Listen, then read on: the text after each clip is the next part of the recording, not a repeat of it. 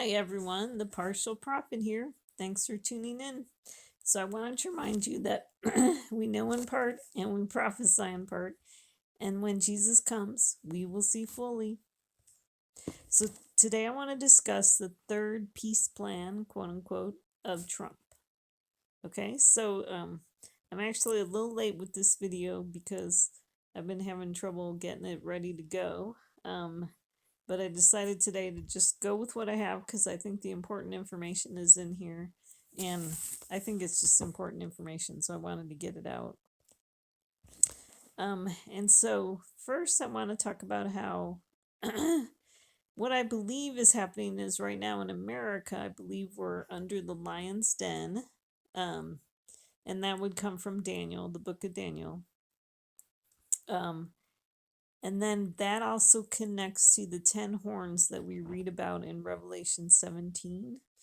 And so that's would be the rioting that we see in American cities. And that's been going on since May 26, 2020. And so May 26th was actually the 120th day after the deal of the century. So that's kind of interesting. And then I wrote in here 130 days before 10/2, which was yesterday, the start of Sukkot Eve. So that's kind of where we're at. And so this is a picture from riots in Denver. And so the headline reads, 13 arrests result from weekend riots. Denver officials say were led by anarchists. Okay, so let me read the text. The anarchists that showed up last night brought weapons. They had guns, explosives, axes, machetes. They had one intent purpose, and that was to harm our officers. Murphy Robinson, executive director of the Denver Public Safety Department, said on Sunday. So that was August 24th was when the article was posted. Okay, so not good. And then what I believe is also happening at the same time is that both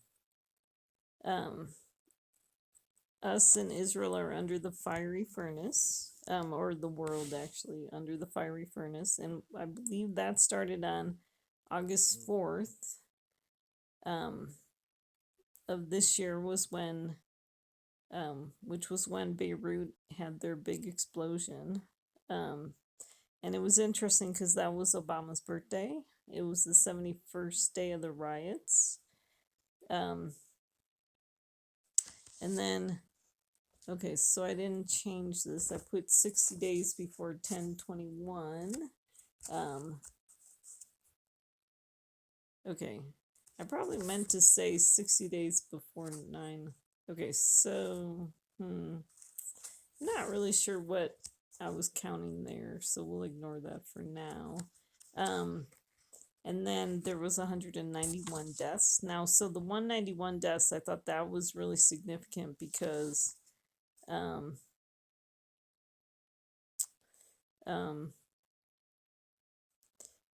it's like 9/11. You see the 9 in between the two ones.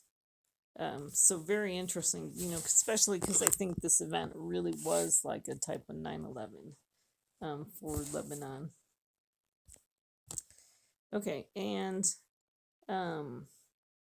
so just some other scenes from the fiery furnace.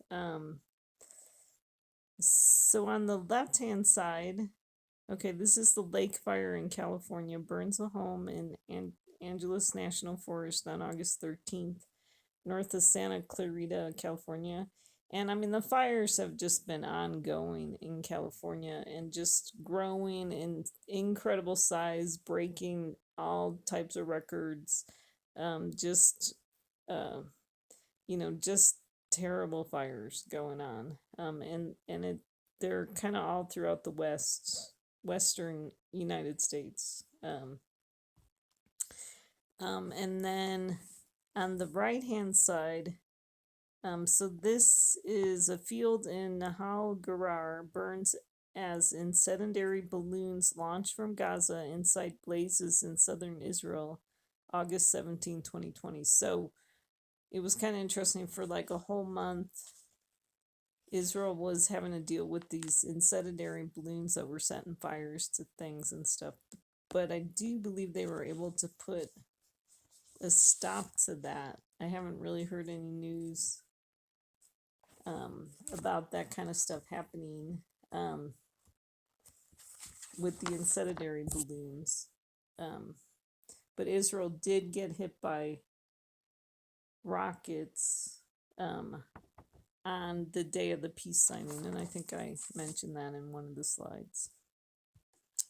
Okay, and just some other fires in the world. On 9/9, there was a fire at the largest migrant camp in Europe, in Greece. On 9/11, which is, really kind of interesting, there was a missile depot that exploded in Jordan, and that was just because of the extreme hot temperatures. It caused some of their missiles to explode in this depot.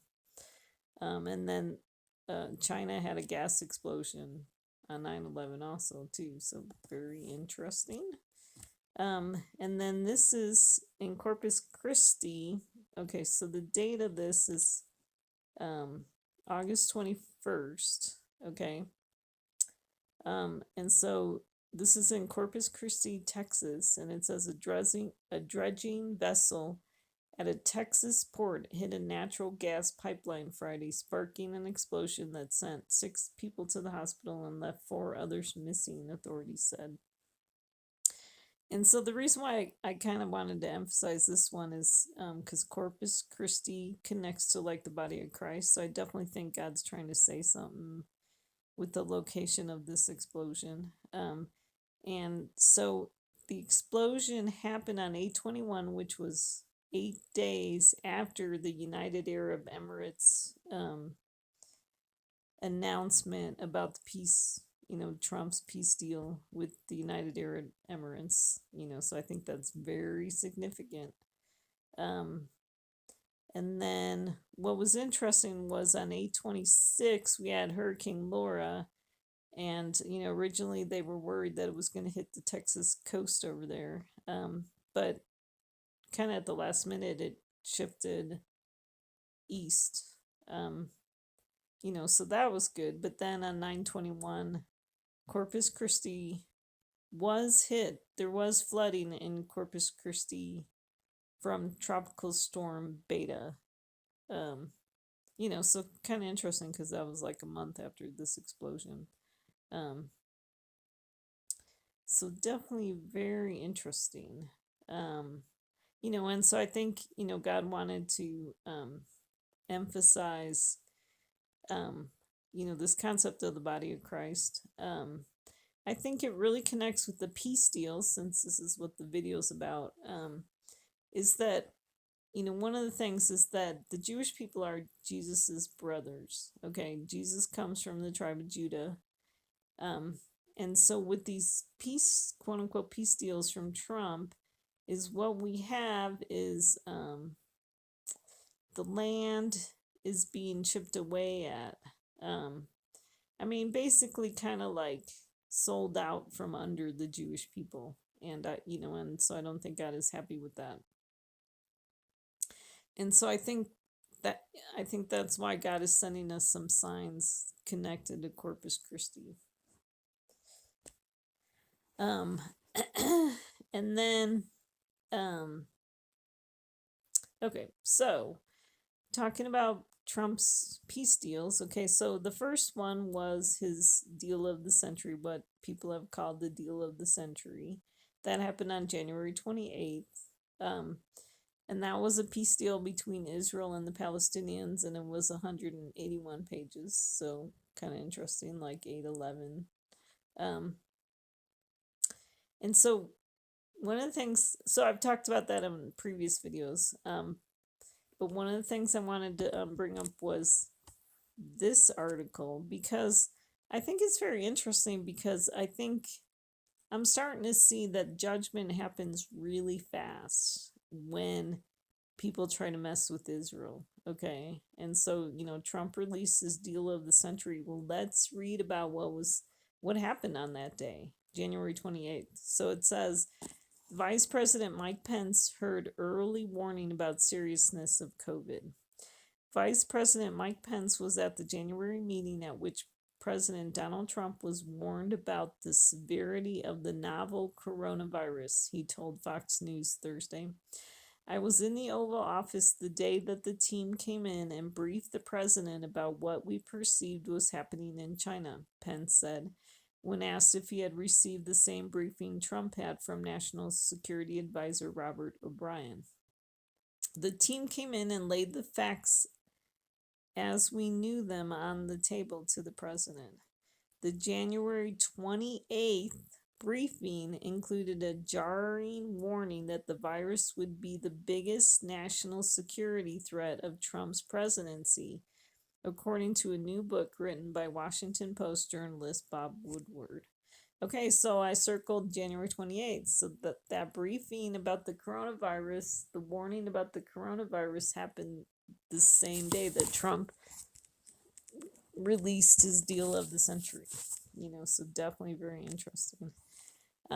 Okay, so then his second quote unquote peace deal was called the Abraham Accord. And so that happened on August 13th.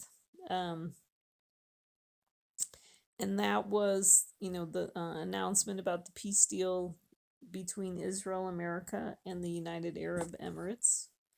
And so just some stats.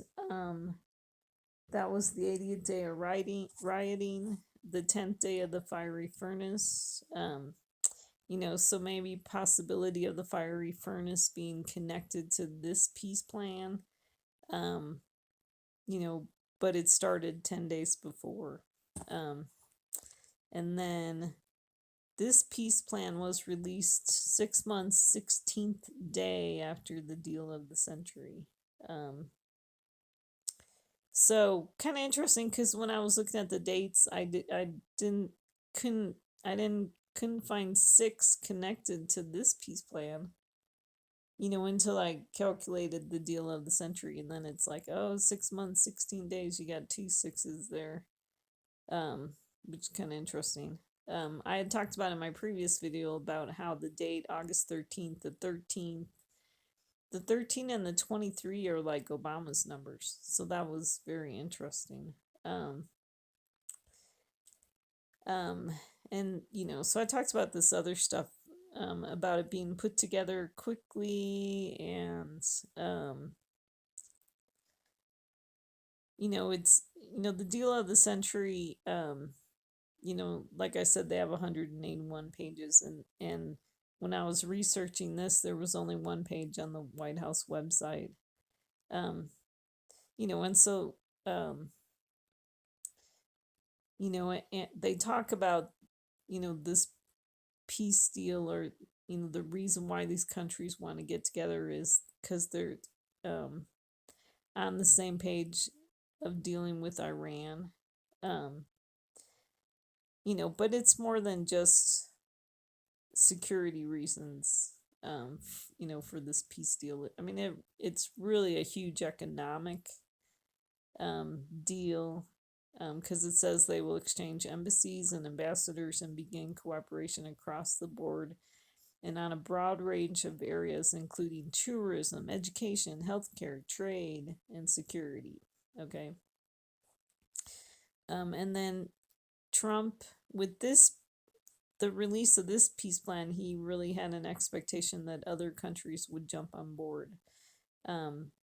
So he said, now that the ice has been broken, I expect more Arab and Muslim countries will follow the United Arab Emirates lead. Okay. And so one of the things I wanted to point out was, so there's this headline from Thursday, August 20th. Okay, so that would be exactly a week after this came out, a week after the quote unquote peace deal, the accord. Okay, so it was United Arab Emirates foreign minister. Basically he was saying the deal with Israel was made to save the 2-state solution. Okay. So Gargash, um, which is the foreign minister, I didn't put the whole article, this is just a clip, argued that the U.S. brokered deal between the UAE and Israel will help further efforts to achieve a solution to the Israeli-Palestinian question by removing the prospect of Israeli annexation of the West Bank. So basically, what I've read is that UAE, their motivation and the reason why this deal kind of happened quickly is UAE's motivation was to um, put a stop to this West Bank annexation that Netanyahu was really pushing through, trying to push through, really, talking a lot about and stuff, because United Arab Emirates saw that would, um, kind of make things complicated for the two-state solution. Um, and so with the two states, so basically what you see is that their motivation is, they want to see the two-state solution happen. Okay. Which basically this is where you get the dividing of the land. Basically the two-state solution is taking that piece of land and dividing it up and giving, some of it to Israel and some of it to the Palestinians. Okay. Um, and so that was their motivation. Okay. That's why they were willing to make this deal. Okay. So that's very important to know and to understand if you want to understand why God is not happy with these quote unquote peace deals. Okay. Okay. So then the third one, okay, it was also called the Abraham Accords. Okay. It happened on September 11th, 2020, which was also Elul 22. So it's interesting to have the 11 number and the 22 number on there. And so some stats about that is it was the 109th day of rioting, the 39th day of the fiery furnace, the 30th day after the United Arab Emirates. Okay, so that's really interesting, is that you have kind of this 30-day time frame between the two peace deals. Because a lot of what people have said is that, it was like we didn't have a peace deal for a long time, and then all of a sudden you have two in a row with Israel within 30 days. And it was interesting too, because with saying that, I mean, they weren't even really considering the deal of the century. But it's very interesting because this 9/11 was 7 months, 14 days after the deal of the century. Okay, and so this third one is Bahrain jumped on board, and so it was the Bahrain-Israel normalization agreement. Okay, so let's read this article. This is a clip from the Jerusalem Post, an article from the Jerusalem Post, and it says, Bahrain state news agency BNA said on Friday that the King of Bahrain had clarified in his conversation with Trump and Netanyahu that Bahrain remains committed to the Palestinian cause and the necessity of reaching a fair and lasting peace between the Israelis and Palestinians based on the two-state solution. Bahraini ambassador to the United States, Abdullah Al Khalifa, tweeted, the declaration of the establishment of relations between Bahrain and Israel is in the interest of the region's security, stability, and prosperity. It sends a positive and encouraging message to the people of Israel that a just and... Okay, so I don't have the rest of the text, the rest of the tweet that he said. But basically, the important part is, I mean, it's interesting, so you get a little bit of the prosperity in there. And then he's using words security and prosperity in his tweet. But basically, and so this was on Friday, September 11th. So that very day that they were announcing this peace thing, Bahrain was bringing up the two-state solution. Okay. So just so you know, that's the motivation of these Arab countries. Okay, it's not because they love Israel and they love the Jewish people. I mean, what I really see is that their motivation is the two-state solution, and then they like the what do you call it? Kind of like the spoils of these peace deals. The prosperity aspects. They like the idea of trading, with Israel and America. Because one of the things with the UAE, there's been talk about America selling F-35s to the United Arab Emirates. So that's another of their motivation. It's not that these people care about Israel or care about the Jewish people. Um, so so basically not good. I mean, you really don't want to be making deals with these people. Okay, cause I want you to look at this article because you'll see kind of what some of their motivation is. Okay, so this is talking about the UAE minister. He said Israel agreement will include two-state solution reference. Okay, so this came out on 9/15, September 15th.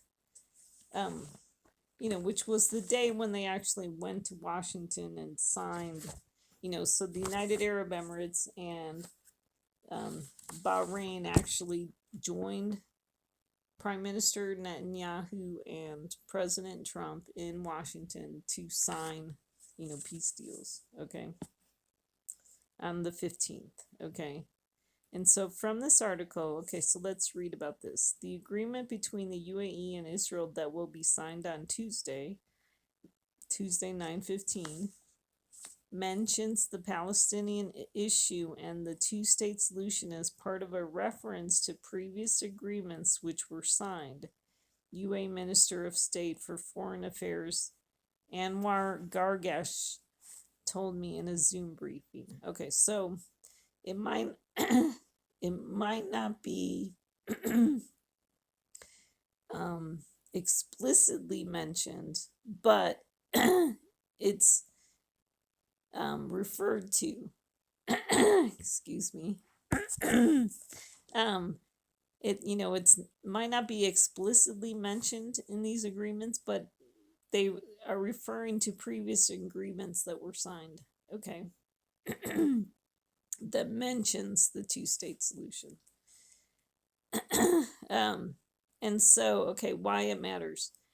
Gargash's comments gave the first substantive details from the agreement, which up to now remain completely secret. The UAE pushed back on criticism against the agreement, with Israel stressing the deal will also help the Palestinians. Gargash said in the briefing that the agreements with Israel will give the UAE and also Bahrain real leverage over Israel and will allow both countries to make it clear to Israel that it needs to compromise and have a more rational policy on the Palestinian issue. Okay, this is very troubling stuff to, hear from this guy, from UAE. So they want to use these peace deals to have leverage over Israel and to force Israel to give the land to the Palestinians, okay? To compromise with the Palestinians, like they're acting like the Israelis are the ones that are the problem, okay? They're completely ignoring the fact that the Palestinians are terrorists, okay? And what's very interesting about it too is that the Palestinians are mad about these peace deals, and they're not even really noticing that these countries, UAE and Bahrain, are really doing it to help the Palestinians. They don't even recognize that. The Palestinians, I mean, you can't negotiate with terrorists. Even when you give them what they want, they're still mad. They still want to kill you. And so that's where we're at with these peace deals. Okay, even when there's these countries that are willing to, steal the land out from under the Jewish people, the Palestinians still aren't happy about it. I mean, it's, they're just, they're, I mean, I think they're blinded to the truth.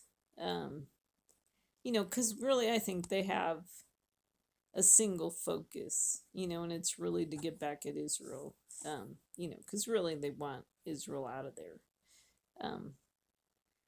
Okay, so continuing the article, he added that the UAE received clear commitments from Israel and the US that there would be no West Bank annexation for a long period of time. The Palestinians should take advantage of the situation and re-engage. An empty chair policy will not bring any results, he said. That has to do with, because in the deal of the century, the Palestinians, they did not engage in that quote unquote peace plan. Even though it was all about America pumping, I think it was like $6 billion into the Palestinian economy and people and stuff like that.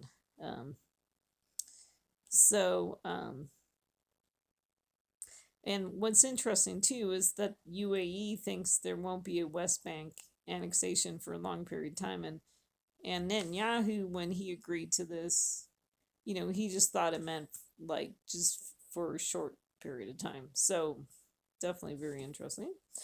And then it says Gargash said that the Palestinian issue will be mentioned in the preamble, while the rest of the agreement will deal with bilateral issues like the opening of embassies, trade, tourism, all this, happy, fluffy stuff. And then, okay, so he said, we broke the psychological barrier. This was the hard part, and now we want to move forward towards a warm peace, he stressed. Okay, so everybody involved saying peace and safety, peace and security, peace and prosperity. So page 3. Okay, the ceremony today will include signing on 3 different documents, U.S. officials said. See, and it's kind of interesting because, this, you just don't hear about this information. You have to really research it and find it out, because we don't talk about really what's going on in the world, and in our own country and what our country is doing. Okay, so the 3 documents, the first is the Abraham Accords Declaration, which will be signed by Trump, Netanyahu, and the foreign ministers of the UAE and Bahrain. The declaration will focus on the intentions of all the parties to promote peace in the region. Okay, which, is probably the one that, is kind of an indirect reference to the 2-state solution. Okay, because there was actually something, some other peace deal or something that was signed, I believe, by the Arab nations, I don't know how many years ago, where they made an agreement that was a 2-state solution thing. And so that, it's probably mentions that thing that they signed years ago. And then, okay, the second document will be a peace, quote unquote, declaration. Oh, so see, even they put it in quotes. Between Israel and Bahrain, a general document short of an agreement, which will include a commitment by both parties to draft a peace treaty. Okay, so the Bahrain agreement, isn't completely put together. It's more like, a document of intention, And then the third document will be the Israel-UAE peace treaty. The treaty will come into force only after a vote in the Israeli cabinet and in the Israeli Knesset. Okay, so that was good to know to read that because, up to this point I was thinking, I was worried that Netanyahu um, was ignoring his own country's laws because he's not really allowed to um, sign these peace deals without the cabinet and the Knesset's approval. Okay. Um, so it'd be interesting. I haven't heard anything about a vote. I don't know when the vote's coming up.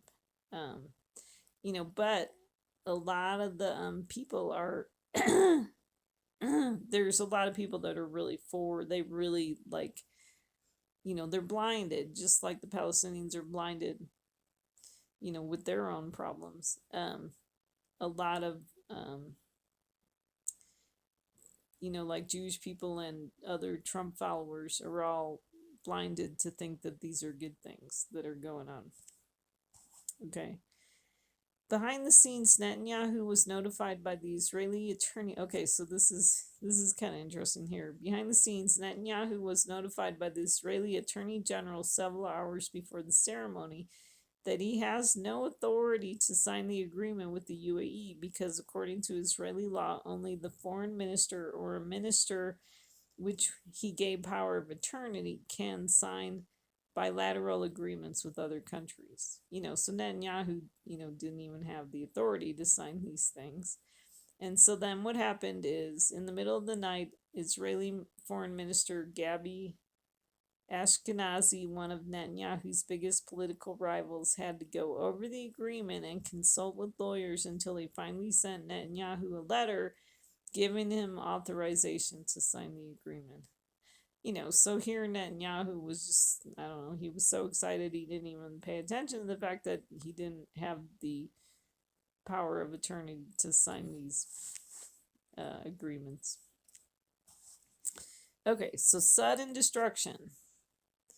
So we get this out of 1 Thessalonians 5:3. While they're saying peace and safety, which everybody involved in these, peace, quote unquote, deals were saying peace and safety, then destruction will come upon them suddenly like labor pains upon a woman with child, and they will not escape. Okay, so on September 15th, which was the day of the signings in Washington, D.C., it was the Palestinians' Day of Rage. Okay, the Palestinians Islamics launched more than a dozen rockets toward Israel, causing injuries and damage. Okay, so they didn't waste any time to protest. And then so that was not good at all. Okay, and then also on that day was Hurricane Sally. So if you're wondering what God thought about it, he sent Hurricane Sally. Okay.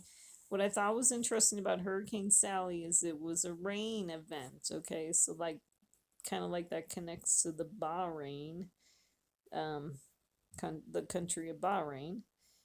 So we saw catastrophic flooding from Hurricane Sally. Hurricane Sally made landfall at Gulf Shores, Alabama. So I thought that was interesting because these are Gulf countries that Israel's making a deal with. So if you're wondering what God's thinking, you got to pay attention to these details. I think he's definitely saying something with this hurricane. Okay, it was a category 2, so I think it connected to these two countries that, or these two, peace deals. And then there was no power to 500,000 homes. And so, I think what God's saying in that is that these peace deals, there's no power in these peace deals to protect Israel. Okay, it's not true peace. Okay, and then so what's interesting is Sally means princess, lady, noblewoman for girls, and or if it's a boy's name, it means peace. I don't think I've ever heard of a boy named Sally, but If he was, his name would mean peace. So I thought that was very interesting. Okay, so so definitely the hurricane is showing God's displeasure with these peace deals. And then on that same day, 5,516 Israelis tested positive for coronavirus on this day. That's a significant number. It's terrible. And then on that same day, Iran and Trump were exchanging threats. Okay. And then I also kind of wrote off to the side here, I wrote signs. Okay. Because in Revelation, when we read about the beast from the earth, it talks about him, and the beast from the earth is the one that has the 666. Okay. And it talks about how, he makes these signs, that deceive people. Okay. And so I was wondering, I thought of that when I was highlighting day of signings, because I'm like, oh, these, you could look at these peace deals as like signs. Okay. That, that are, causing people to, be deluded. Okay, so here's the big question. Why is God angry at these peace deals? Okay, first they're chipping away at the land. Okay. You're not supposed to do that. Okay. What it is too, it's God's people negotiating with God's enemies. Okay.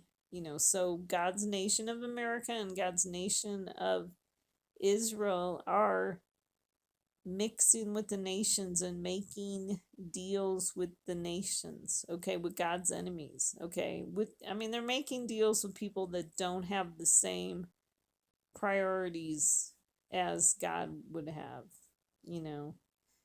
that have ulterior motives, and then the other thing that makes God angry is that the nation of Israel and the nation of America are not looking to God for protection. They're looking elsewhere. Okay. So they think by making these deals, they're going to bring peace, but they are not going to bring peace, because if you understand that, true peace comes from God, and safety, peace and safety and protection comes from God if you follow him, okay, and if you follow his word.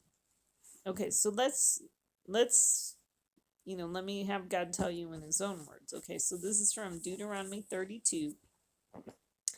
It says, but Jeshurun grew fat and kicked. You are grown fat, thick, and sleek. Then so Jeshurun, I can never say that word, is another word for like Israel. Then he forsook God who made him and scorned the rock of his salvation. They made him jealous with strange gods. With abominations they provoked him to anger. They sacrificed the demons who were not God to gods whom they have not known, new gods who came lately, whom your fathers did not dread. You neglected the rock who begot you, and forgot the God who gave you birth. The Lord saw this and spurned them because of the provocation of his sons and daughters. Then he said, I will hide my face from them. I will see what their end shall be.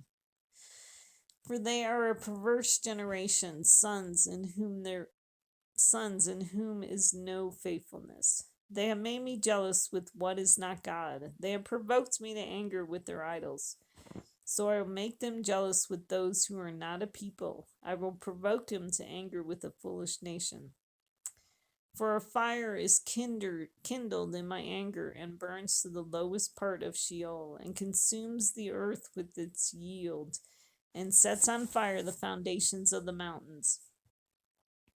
I will heap misfortunes on them. I will use my arrows on them. They will be wasted by famine and consumed by plague and bitter destruction and the teeth of beasts. I will send upon them with the venom of crawling things of the dust. Outside the sword will bereave, and inside terror, both young man and virgin, the nursing with the man of gray hair, um, the nursling with the man of gray hair. Okay, so young and old is what he's saying. Okay, um, and women and men.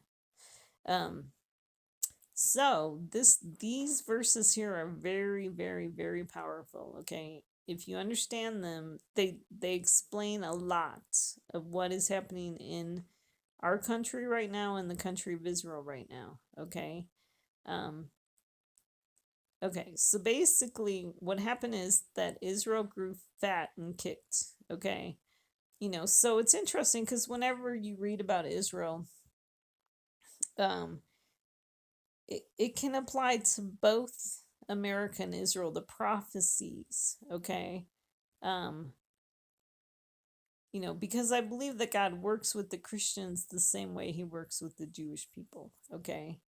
And so I believe his expectations for America are same as his expectations for Israel.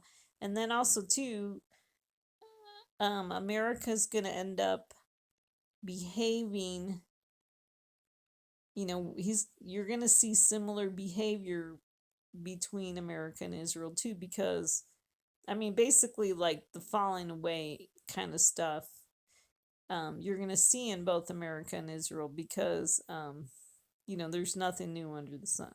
Okay. And so basically, what we had is in both America and Israel, God blessed both those countries and then they grew fat and kicked. Okay, you know, they forgot. Okay, so both America and Israel forgot God who made them. Okay, he was the one who made the nations what they were. God blessed America in a huge way. To and then Israel too. He especially like with their wars. There was a lot of miracles that happened when they were fighting against their enemies, but they forgot all that. Okay. Um, and so then God says they made him jealous with strange gods. Okay, so instead of, looking to the, God of Abraham, Isaac, and Jacob, the creator of the world, for protection, they're looking, to these peace deals and they're looking to, like a man like Trump, to try to bring peace for them. Okay, with abominations, they provoked him to anger. Okay, so, God would consider these peace deals abominations. Okay. Okay, so then you neglected the rock who begot you and forgot the God who gave you birth. Okay, so both Israel and America did that.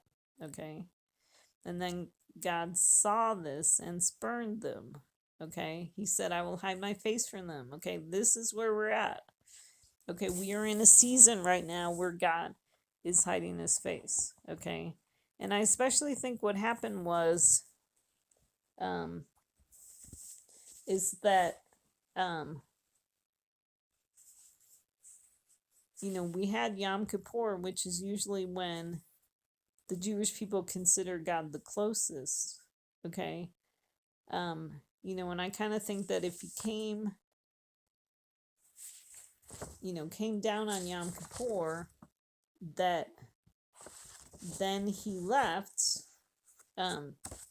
Basically,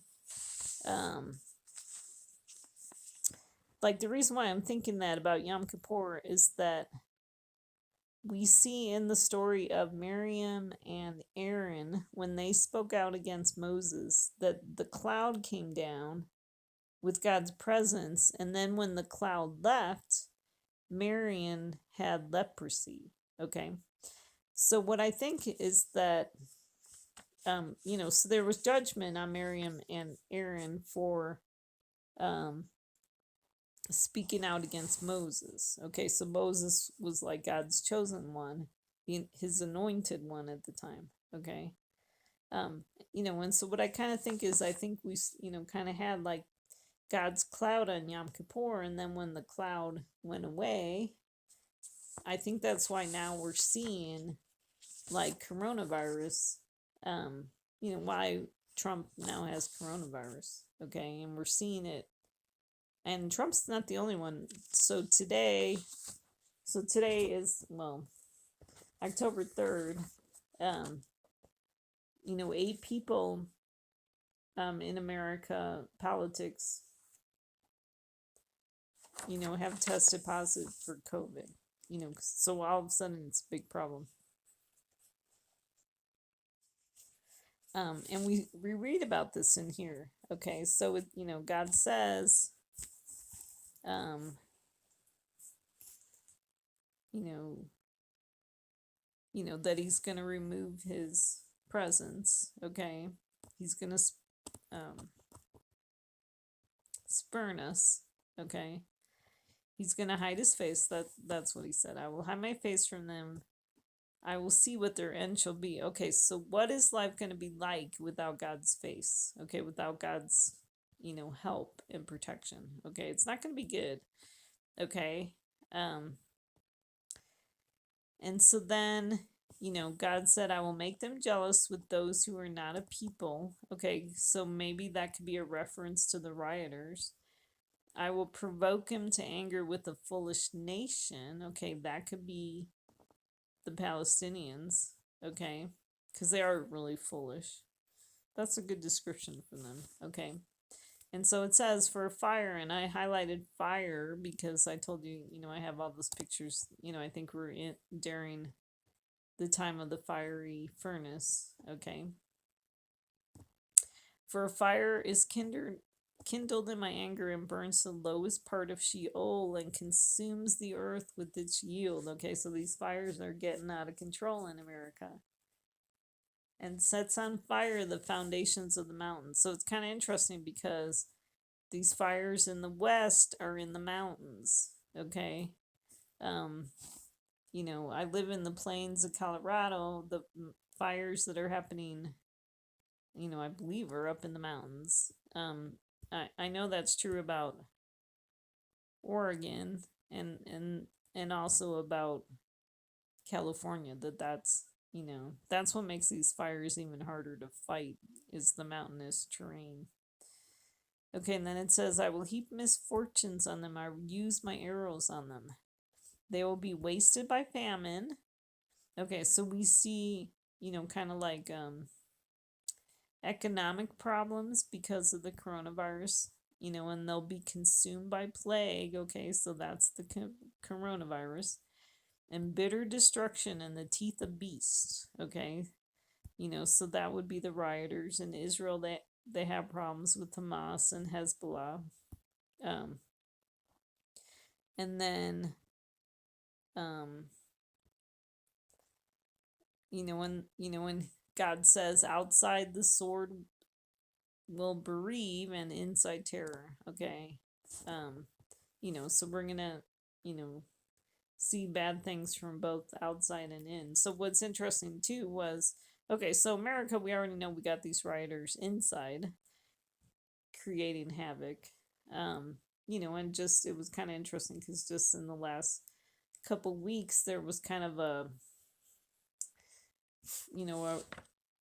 when they released the what do you call it, the oh, I can't think of the girl's name. The rioting, intensified because they released the verdict, on the policeman, in that girl's, trial. So then that got the rioters going again, some more destruction. So we see inside terror, and then what's interesting, it says outside terror too. Outside the sword will bereave. So I think, at some point, I've talked about this, is that I believe at some point we're going to see Israel attacked by its enemies. But what's interesting too for America is that I've just read an article today that we have some people coming up from the south, some more migrants, trying to come up to our border again. You know, so so definitely very interesting. Okay. Oh, so it goes on. Watch yourself that you make no covenant. Okay, so here's some other words from God. This is from Exodus 34. Watch yourself that you make no covenant with the inhabitants of the land into which you are going, or it will become a snare in your midst. But rather you are to tear down their altars and smash their sacred pillars and cut down their asherim. For you shall not worship any other God, for the Lord, whose name is jealous, is a jealous God. Otherwise you might make a covenant with the inhabitants of the land, and they would play the harlot with their gods and sacrifice to their gods, and someone might invite you to eat of his sacrifice. And you might take some of his daughters for your sons, that his daughters might play the harlot with their gods, and cause your sons also to play the harlot with their gods. Okay. This is what's happening, okay?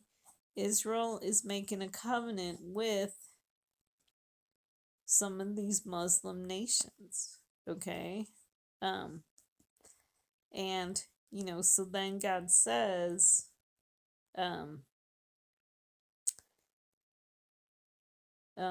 otherwise you might make a covenant with the inhabitants of the land, and they would play the harlot with their gods, and might invite you to eat of his sacrifice. Okay, so basically the Muslim nations, they're willing to sacrifice the Jewish people. They're willing to have, to sacrifice their land. Okay, so Israel and America has, signed these deals with them, and so they're joining in with their sacrifice. I mean, it's so weird because that Netanyahu is even willing to sign away his own land. And so that's what's happening, you know. Um,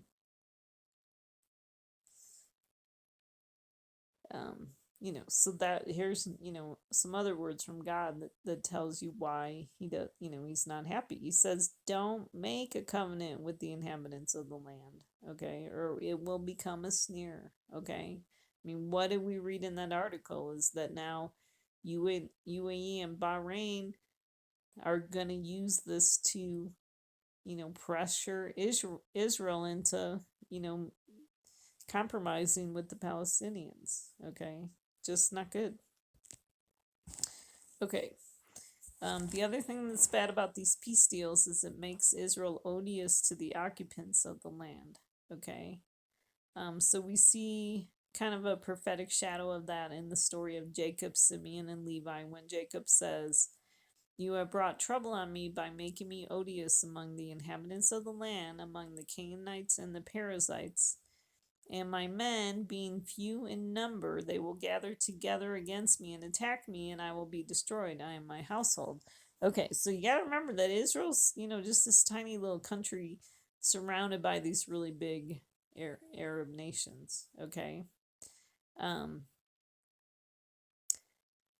so, and so basically, because one of the things that we see is that the people that are unhappy about these deals, they're joining up together, and who knows what they're planning, but they're joining together in opposition against these peace deals, okay? So Israel does not need its enemies to get bigger and,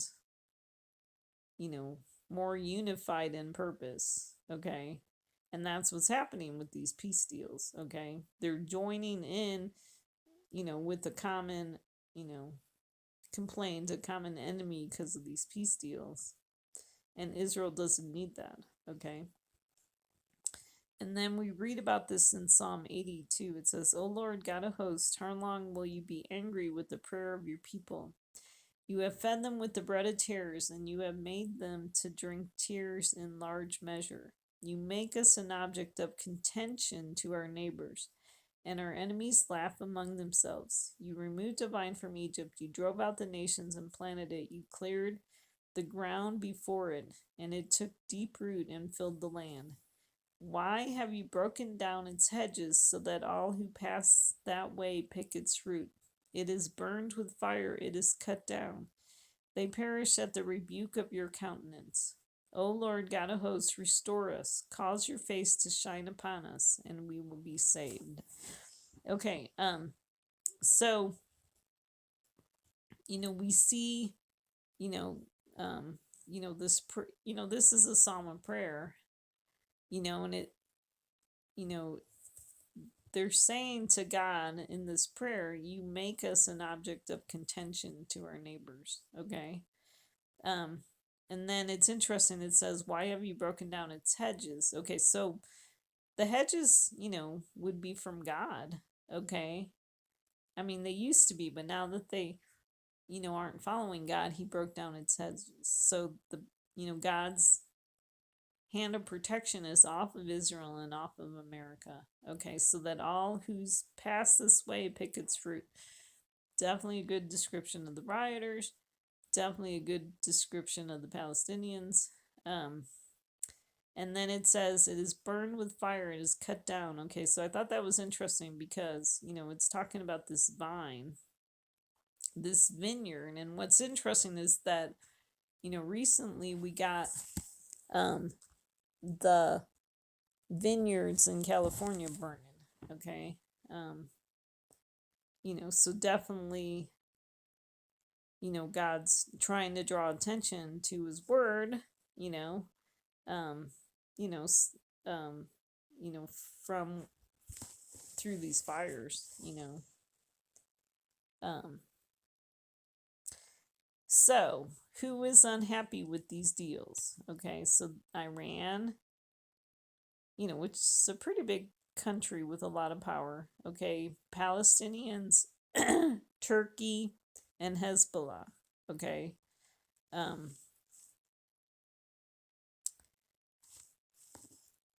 so and they're they've been having various meetings, getting together, to talk about what should we do about these peace deals. Okay, so don't divide the land is what God says, but what do we see now? We have 3 peace deals. Okay, so is it possible these 3 peace deals are the 666 that are coming from the beast from the earth in Revelation 13? I think so. Okay. We read in Hosea 5, it says, the princes of Judah have become like those who move a boundary. On them I will pour out my wrath like water. Okay.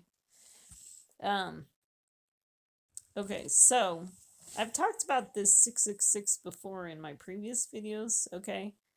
And, so I saw with, you know,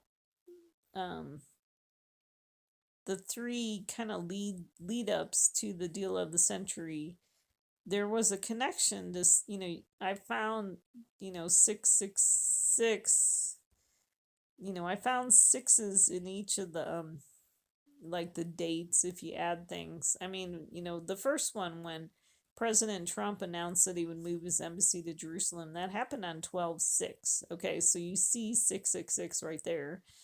The second one, when Trump said, okay,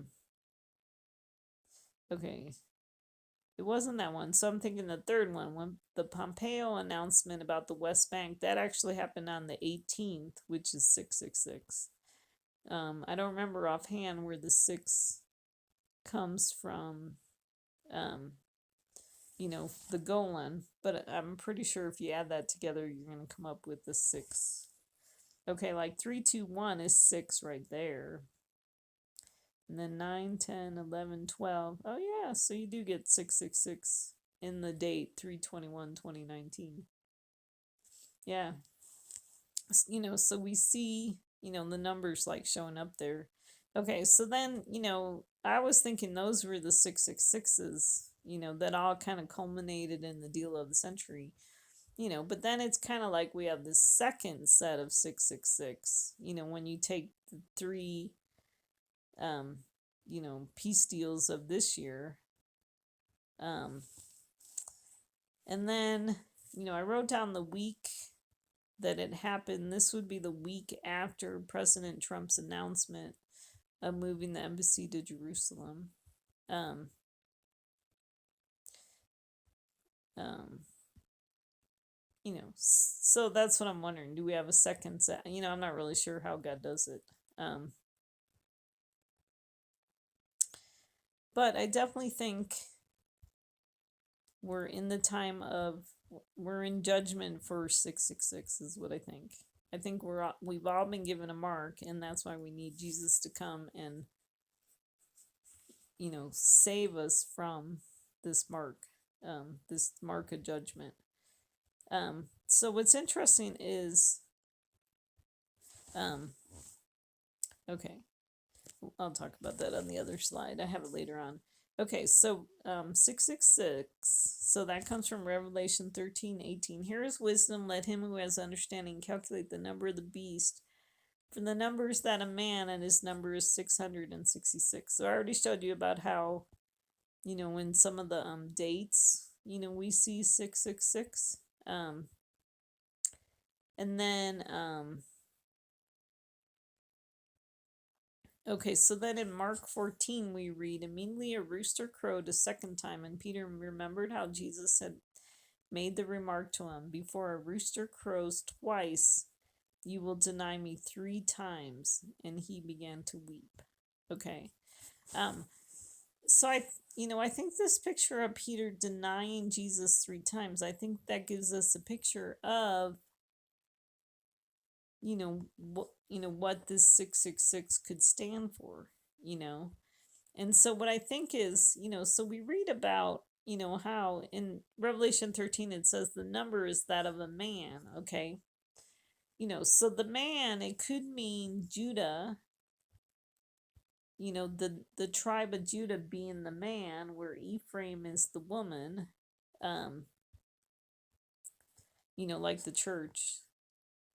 The northern kingdom being like the woman, and the Judah being the man. And so then what that means is that 666 would mean 3 times somebody did something against Judah or his country. Okay, that's what I really think it means. Or it could also mean 3 times Trump trying to act like the Messiah. Okay. And then just another look at the number 6. What's interesting is that we have man was created on the 6th day. And then what we have is man goes and eats from the tree in the garden, which brings judgment onto him.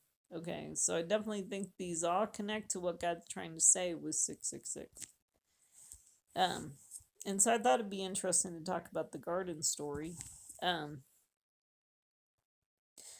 Let's see. I probably won't read it to you to save on time. But basically, what I said was, okay, so we have the serpent, which I think is Obama, was more crafty than any beast of the field which the Lord God had made. Well, I think Obama's like the quintessential, I don't know how to say the word, serpent. But it's also just kind of the whole system, of, kind of like the left-leaning system of ignoring God, ignoring what he says. And, so kind of like the left was saying, did God say you shouldn't eat from any tree of the field of the garden? And the woman said, well, from the fruit of the trees of the garden we may eat, but from the fruit of the tree which is in the middle of the garden, God has said, you shall not eat from it or touch it, or you will die. Which I think is a prophetic shadow of God saying, don't divide the land. Okay, because what I think is that the tree, that they ate from, like they ate from the tree of the knowledge of good and evil. And I think that the Jewish people were given the gift of being able to discern between good and evil. Um, I mean, I think that's one way of looking at it, because the other tree is the tree of life, um, which would be, like a picture of Jesus, um, or like Christians. Um, but the other way I heard it too was that maybe eating from the tree of the knowledge of good and evil is a picture of the mixing, so that's a possibility. Um, but anyways, but then so the serpent said to the woman, "You surely will not die." Okay, for God knows in the day that you eat from it, your eyes will be open and you'll be like God, knowing good and evil. Okay, so we see that from the left, of this, kind of um, encouraging Christians to, give up their, beliefs and, you know, like, eating from this tree, um, so that they'll be like God, like really just becoming God, you know, in their own lives. Um, and, so that would be kind of like, so that verse 5 is kind of would tend to support that the tree is kind of that idea of mixing. Um, Anyways, but so then when you read on, it says, "When the woman saw that the tree was good for food, and that it was a delight to the eyes, and that the tree was desirable to make one wise, she took from its fruit and ate.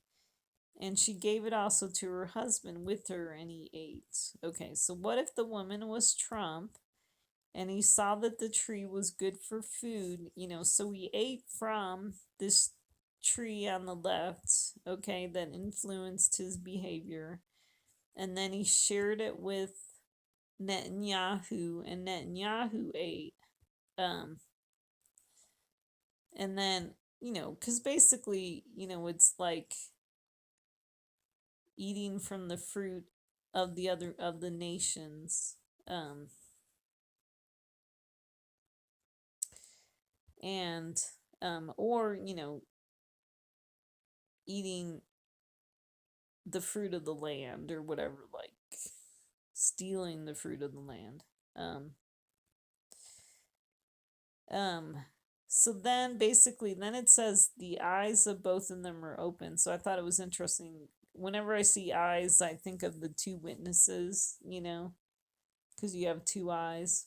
Um, so we see the two witnesses in Revelation 11, and it says, "So the eyes of both of them were open, and they knew that they were naked, and they sewed fig leaves together." So I'm wondering if when it says they knew that they were naked, like maybe that both Trump and Netanyahu knew that they were unprotected from Iran, and so they were looking to try to find protection from Iran. And so what they did is they sewed fig leaves together. Okay, and so what I think that's a picture of is that Trump is the fig tree with bad fruit, whereas Messiah is going to be the fig tree with the good fruit. And so so Trump and Netanyahu sewed fig leaves together, took Trump's deals, and made themselves loin coverings, okay? Because the idea is the peace deals are for protection, okay? So then the story goes on and says they heard the sound of the Lord God walking in the garden in the cool of the day. Okay, so then what I think that means is Jesus finally comes and, has this whole conversation with them and says, "Where are you?" Um, and then Jesus says, "Well, who told you you were naked?" And because basically, didn't they know that God was protecting them? Why did they think they were naked? They weren't. If they were to follow God, they wouldn't be naked. Okay. So then what happens is that the man blames the woman. Okay. And then the Lord God says to the woman, "What is this that you have done?" And the woman said, "The serpent deceived me and I ate." So then God says to the woman, "I will greatly multiply your pain in childbirth." And that's where we're at right now, is that the labor pains are getting more intense in America right now. Okay. And then God says, "In pain you will bring forth children, yet your desire will be for your husband, and he will rule over you." So right now, I think people are really wanting the Messiah to come. And really, that, if you understand the purpose of the labor pains, um, and, kind of the affliction that God has us under, is so that we will cry out to God. Um, if you understand, that's, God is using these afflictions to get us to cry out to him. Um, um, so anyways, so cursed is the ground. Okay, so we said to the man, "Cursed is the ground because of you, in toil you will eat of it all the days of your life." Okay, so because of these peace deals, the land of Israel is cursed. Okay. And so it talks about toil, just kind of that same idea of labor pains. Okay. I mean, basically, right now you see that in Israel because they're in a lockdown right now, and so they're having a really hard time trying to make a living. Okay, in this second coronavirus lockdown. So that's that story. Okay, so we read about twos in the scriptures, and so before this third peace treaty with Bahrain, I was thinking the two were the two peace deals. But what I'm realizing is that, is what I think the twos are connected to in scripture is they could connect to where we have the lion's den plus the fiery furnace. Okay. But I'm also wondering if they connect to where you have America is under their three trials and Israel's under its three trials. We have the two nations under, their three trials of judgment. Okay. And so what we see, because the reason why this is kind of interesting is because in Mark 14 it says, "Before a rooster crows twice, you will deny me 3 times." Okay. So it's kind of interesting because if you kind of reverse that sentence, it could say, "You will deny me 3 times, then a rooster will crow twice." Okay, so that's basically what's happening. If the twice, the two things listed are America under judgment and Israel under judgment. Okay, and that's seems like what's happening right now. Because judgment is really revving up in the two countries. Okay, coronavirus numbers are climbing, and fires are climbing in America, and so things like that. Israel's enemies are gathering. Okay. And then, so it says in Genesis 41, it says, "Now, as for the repeating of the dream to Pharaoh twice, it means that the matter is determined by God and God will quickly bring it about." So, what I think that means is that, um, when we're seeing the two dreams of Pharaoh connect to the two countries under judgment, and that it means that God, will quickly bring it about. Okay, so when you're seeing something repeated twice in the world, it means that God determined it and it's going to quickly happen. So we're seeing judgment in two countries right now, and God's determined that it's going to quickly happen. Okay, so what I think is the next step is the second fallen of Babylon. Okay, so what I really think is we've seen, I mean, we really have seen, kind of America on the left and Israel on the right. We, have really kind of seen them falling. Okay. Um, um, but I think we're gonna see one like last final fallen in the nation of Israel when they get attacked by their enemies. So, um, and then what we see with these peace deals is that there's three groups of people in the peace deals. So we have, kind of like the Jewish people, the Christians, and then the Muslims joining together in these peace deals. Okay.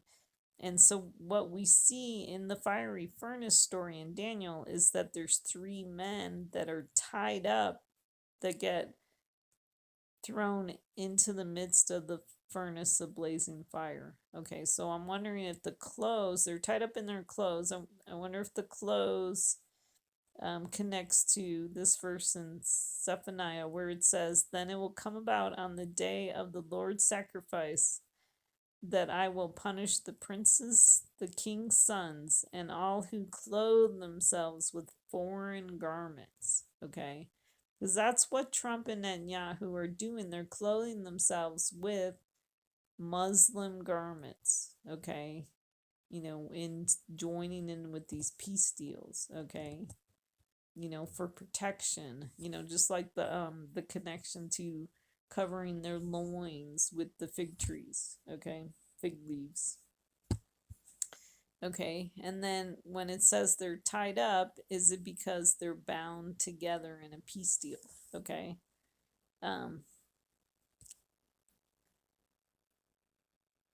Because I don't know if I have that verse here, but it goes on to say, yeah, I think I have that later, so I'll mention that later. Okay, so then what I'm wondering is the cupbearer's dream is the lion's den. So I'm always talking about this dream because I think it's very prophetical. And so what's interesting is that, so it says the cupbearer and the baker offended their lord, the king of Egypt. So I think America and Israel offended God, and then they get thrown in to the two officials get thrown into jail, the same place where Joseph is imprisoned. So Joseph could be, Obama who's imprisoned right now. Um, but also could be a picture of Messiah, kind of like, you know, um, Jesus is, in America, Jesus is kind of, well, definitely just, Jesus and his people are hidden in America. And then, and then kind of that idea of imprisonment too with God's people, where, we really have the rioters are really kind of like lording over us. And then, and then, we're all under prison with the coronavirus too.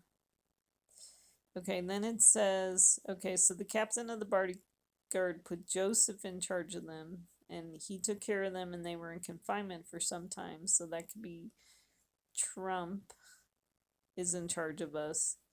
Then the cupbearers and the baker had a dream, each dream with his own interpretation. So I thought that was interesting because, so I'm wondering if the dream is a picture of like the peace deals, because you're dreaming if you think you can get peace in the Middle East.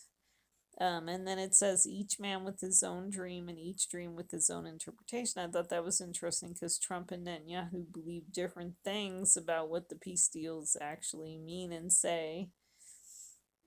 When Joseph came to them in the morning and observed them, behold, they were dejected. And so Jesus comes to them in the morning after coronavirus riots, Israel gets attacked. And then And then Jesus goes on to interpret their dreams. Okay, so the chief bearer told his dream and said, "There's a vine in front of me, and on the vine were three branches." So the three branches could be a picture of the 666. And then as it was budding, its blossoms came out and its clusters produced ripe grapes. And so I think that connects to the three groups of people in America right now.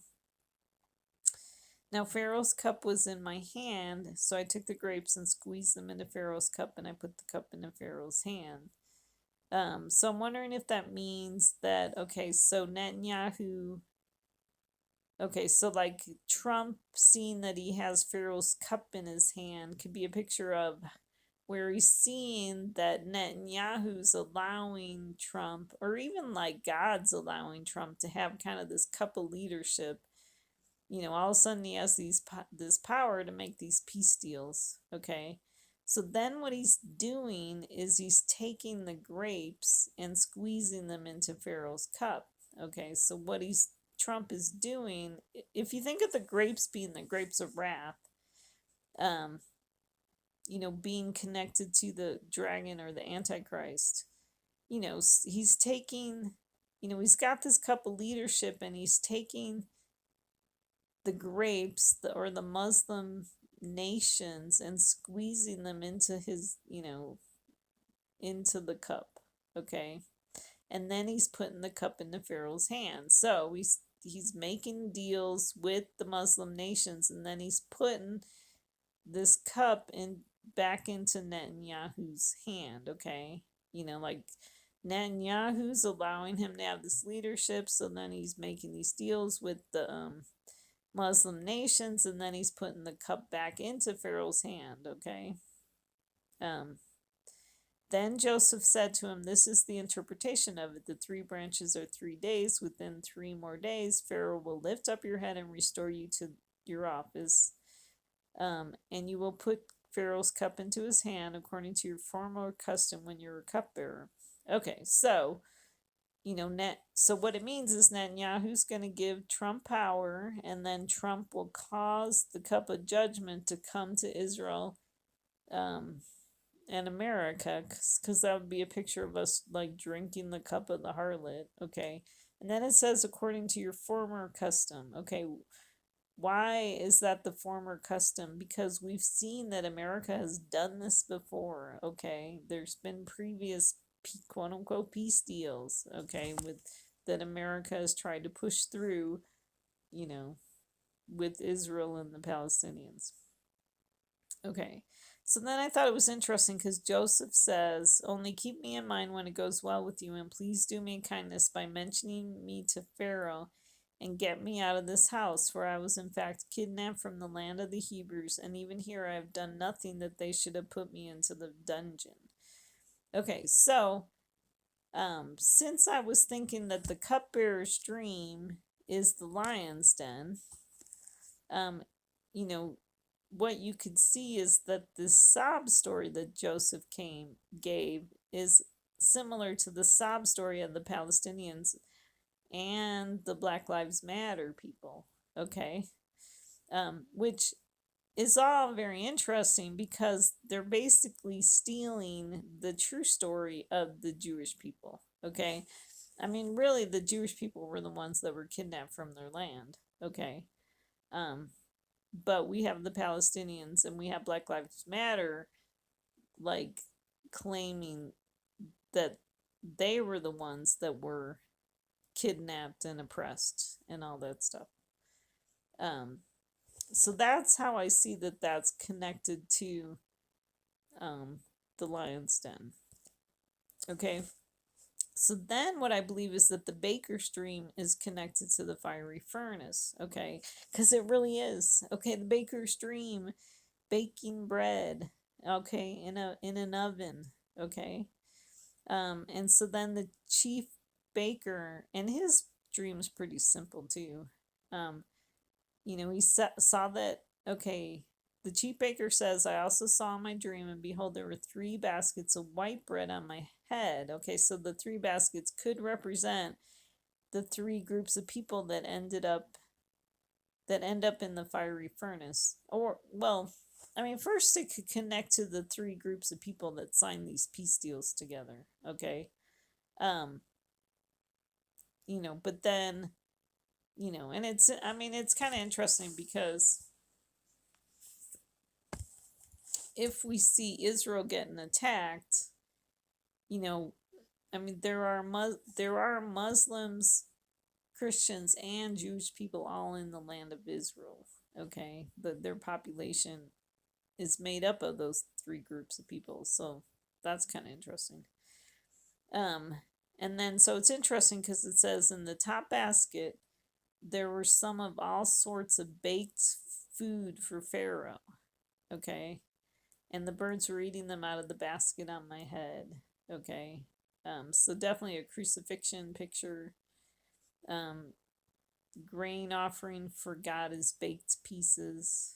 Um,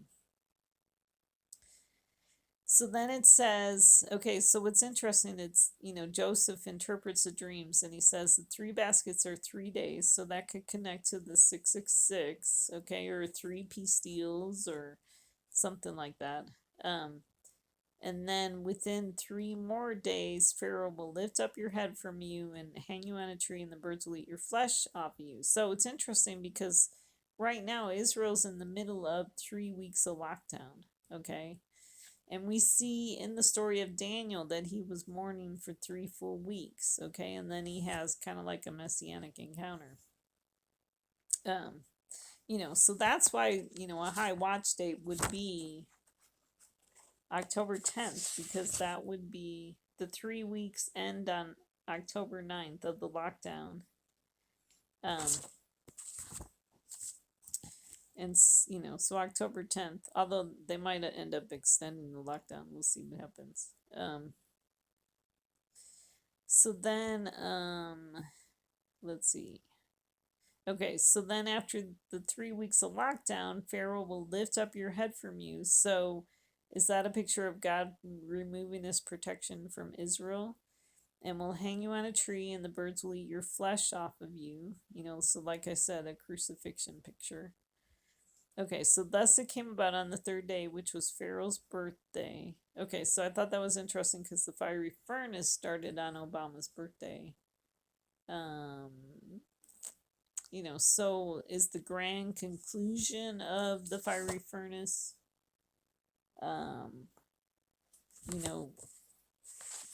Well, so it's interesting because, that could also be like Obama's quote unquote birthday because, I think, I definitely know Jesus is showing up when the fiery furnace, concludes.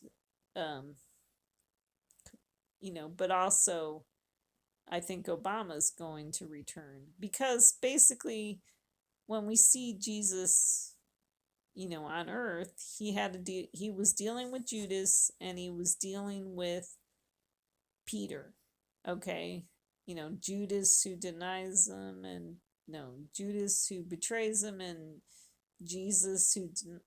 Peter who denies him 3 times. Okay, so I think we're going to see a repeat of history. And so I think Jesus is going to show up and he's going to have to deal with Trump who denied him 3 times and deal with Judas who betrays him. Okay, which is Obama. So then on the third day, which is Pharaoh's birthday, so Obama, he made a feast for all his servants. Okay. So I was wondering if this feast was talking about the peace signings. And then he lifted up the head of the chief cupbearer and the head of the chief baker among his servants. So with this peace signing, Trump and Netanyahu get pulled out of the pit. He restored the chief cupbearer to his office. Okay, so what I'm wondering is, one thought I had is, okay, so every time something new happens, then you got to relook at all these verses, because now I'm wondering is when the chief cupbearer gets restored to his office, does that mean that Messiah is going to come and cure Trump's coronavirus so that he can get back to work? And then it says, and he put the cup into Pharaoh's hand. So then is that a picture of Trump's going to pass his cup of leadership to the Messiah. Like he gets restored to his office, and then he like makes Messiah like Joseph, his second hand, his right hand man, or whatever. But he hung, the chief baker gets hung, so I think, Israel and Netanyahu get attacked just as Joseph had interpreted them. So a lot going on, I think, or a lot about to go on. Yet the chief cupbearer did not remember Joseph, so that could be Obama, but forgot him. Okay, I mean, that could like relate to two things because it could connect to Obama, who doesn't remember Jesus but forgets him. Okay, after Jesus passes the cup of leadership to Obama and says, whatever you're going to do it quickly.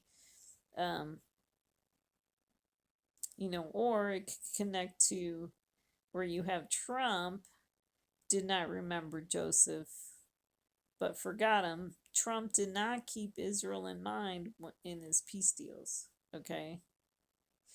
So, anyways, and so the idea with the birds eating out of the third basket, birds of prey, I wanted to read this verse, Jeremiah 12.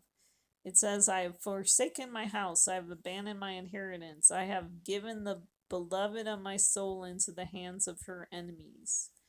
My inheritance has become to me like a lion in the forest. She has roared against me. Therefore I have come to hate her. Is my inheritance like a speckled bird of prey? To me are the birds of prey against her on every side. Go, gather all the beasts of the field, bring them down to devour. Many shepherds have ruined my vineyard. They have trampled down my field. They have made my pleasant field a desolate wilderness. It has been made a desolation. Desolate it mourns before me. The whole land has been made desolate because no man lays it to heart. On all the bare heights in the wilderness destroyers have come, for a sword of the Lord is devouring from one end of the land even to the other. There is no peace for anyone. They have sown wheat and have reaped thorns. They have strained themselves to no profit. But be ashamed of your harvest because of the fierce anger of the Lord. Thus says the Lord concerning all my wicked neighbors who strike at the inheritance with which I have endowed my people Israel. Behold, I am about to uproot them from their land, and will uproot the house of Judah from among them. And it will come about that after I have uprooted them, I will again have compassion on them, and I will bring them back, each one to his inheritance, and each one to his land. Okay, so very powerful prophecies here. Okay, so God has forsaken his house and abandoned his inheritance into the hand of her enemies. Okay, so we already see that in America with the rioters. Okay, but we're gonna see that when Israel gets attacked by its enemies. Okay. Okay, and then God says, my inheritance has become to me like a lion in the forest. She has roared against me. Okay, so what I'm wondering is if the lion is a picture of the Messiah, if her inheritance is roaring against God, does that mean that Israel has picked a different Messiah to follow instead of Jesus? Okay. So then God says, therefore I've come to hate her. My inheritance is like a speckled bird of prey. Okay, so Trump could be like a baby eagle. Okay. And then, where, Jesus would be the full grown eagle or whatever. And then it says, are the birds of prey against her on every side? So we see that idea of the birds of prey who eat out of the top basket. So then God says, go gather all the beasts of the field, bring them to devour. So that could be a picture of the riders, also a picture of, Israel's enemies that attack them. Okay. And it says, many shepherds have ruined my vineyard. They have trampled down my field. Okay. So all these people in these peace deals, they would be shepherds that are ruining God's vineyard. We also see that like in California because of democratic policies in that country, um, you know, that's contributing to like the fires, and the problems in in that state. Um, so just a lot of stuff like that going on. Um, and basically he says, because no one loves the land, no one loves America, so bad things are happening in America, and no one loves Israel, so bad things are happening in Israel. And then God says, for a sword of the Lord is devouring from one end of the land even to the other. You could even say like God's sword is devouring both lands. He's saying from one end of the land to the other, but you could also kind of read two lands in there. America and Israel getting attacked. Or, but just an emphasis on there is no peace for anyone. So then God says, behold, I'm about to uproot them from their land and will uproot the house of Judah. Okay, so he specifically mentions Judah in here. Okay, but then it has a happy ending. Okay, because then he says after that, after I've uprooted them, and we see in the prophecies of Daniel that there's 3 horns that get uprooted. Okay, so Judah's one of the horns. Okay, um, and then then God says, then I will again have compassion on them and bring them back. So, he sure packs a lot into, a short amount of scripture. Okay, so then this is the fiery furnace story. So while Daniel's in the lion's den, so while America's dealing with the rioters, um, so the rioting started in America, and then we had Nebuchadnezzar set up his statue, you know, which was 60 by 6. So basically, we had Trump, make his deals. So first we'd have the deal of the century, and then we have the UAE. So we'd see the 60 and the 6. And then, so it's interesting because it says then Nebuchadnezzar sent word to assemble everybody to come to the dedication of the image that Nebuchadnezzar the king had set up. Okay, so that works really well because Trump set up, his image, so basically he set up this peace deal like, this image to kind of like worship, like this is going to be some great thing to bring peace. Okay. And so then he did send word to try to get other people from the other countries to come, and join these peace deals. Okay. So he was able to get Bahrain to join him on the 15th. Okay. And then it says, at the moment that you hear the sound of the horn, flute, lyre, trigon, psaltery, bagpipe. Okay, so those are 6 instruments. Okay, so that's your third 6. So what's interesting is that I think you can connect these 6 instruments to like other things in these peace deals that are calling them to the peace deals, and so that would be kind of the more economic spoils of these peace deals. Okay, the sound is, the music is calling them into these peace deals. Okay, all kinds of music. So then it says you are to fall down and worship the golden image that the king has set up. Okay, so that's what we have is, Israel, America, and these Muslim countries are all, signing up in these peace deals. And then it says, whoever does not fall down and worship shall immediately be cast into the midst of a furnace of blazing fire. That could kind of like maybe be a threat for like Iran and other countries that didn't want to join. That could have been something that Trump said that was similar to that. Because, Trump's making threats all the time. And then what we see is that there's three Jewish people, Shadrach, Meshach, and Abednego, um, that get blamed. Okay. Um, and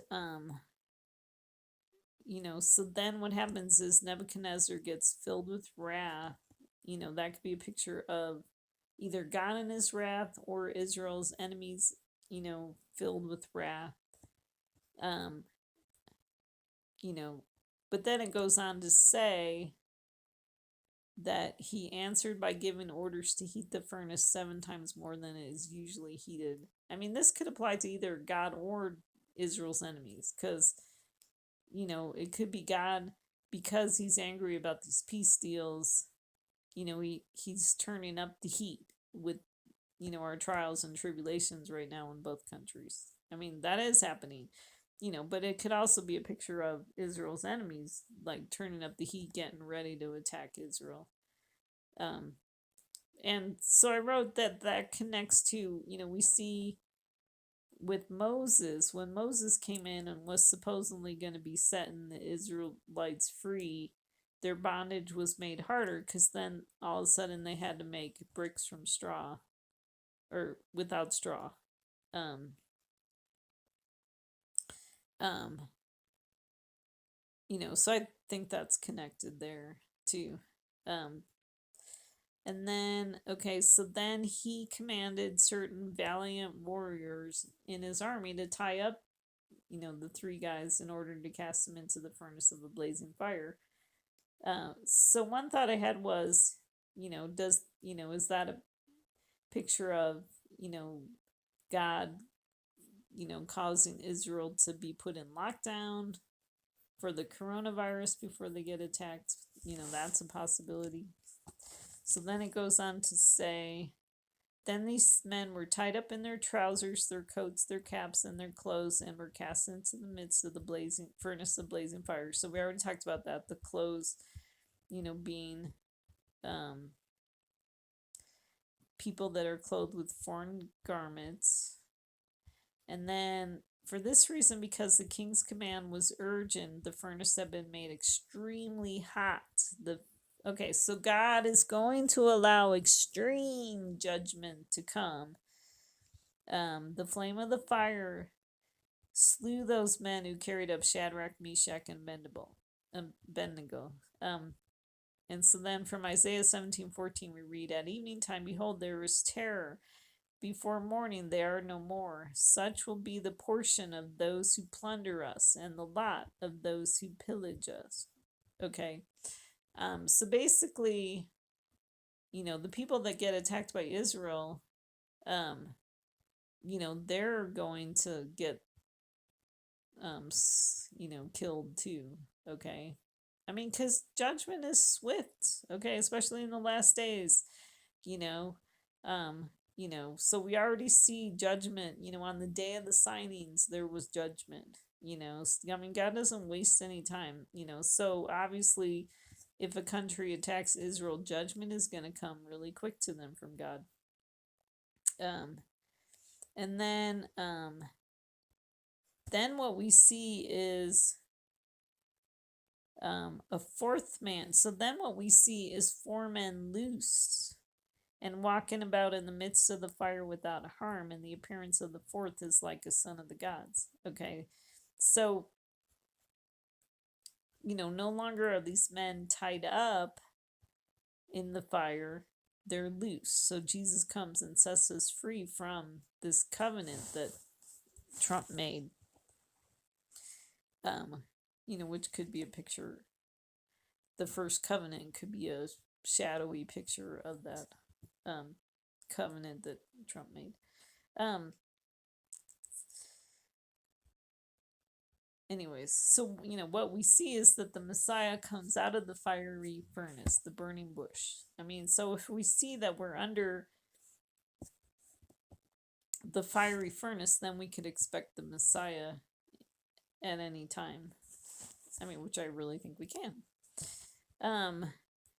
So I think I talked about this before. 1260, 1290 days. I found a connection to November 14th, 2016, when it was kind of like Obama passing the torch of leadership to Trump, you know. Um and then 1260 days after that happened was 426, which was kind of like the end of the lockdown. We had 40 days of lockdown, and then it was like we had 30 days of Trump's people protesting. Um, and then what happened was then 1290 days was 5/26/2020, and that was the start of the riots. Okay. And so that connects to that verse in Daniel 12:11 where it says, from the time that the regular sacrifice is abolished, which would be a picture of like Obama losing power. He no longer had power to just, on a daily basis sacrifice God's people in various ways. Um, and then from the time that that happened and the abomination of desolation is set up, which would be the riots, there would be 1290 days.